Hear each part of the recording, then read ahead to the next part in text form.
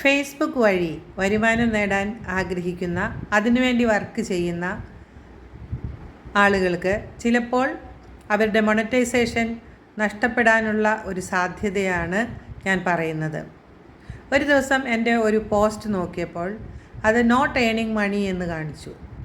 എന്താണ് കാര്യം? പരിശോധിച്ചപ്പോഴാണ് മനസ്സിലായത്, പ്രൊഫഷണൽ മോഡ് ഓണാക്കിയ ഒരു പ്രൊഫൈലും അല്ലെങ്കിൽ പേജും പിന്നീട് പ്രൈവറ്റായി പോസ്റ്റുകൾ ഇടാൻ പാടില്ല, പബ്ലിക്കായിട്ട് ഇടാൻ പാടുള്ളൂ. ഇതിനു വേണ്ടി നമ്മുടെ പോസ്റ്റിൻ്റെ മുകളിലുള്ള 3 ഡോട്ട്സ് ടച്ച് ചെയ്യുക.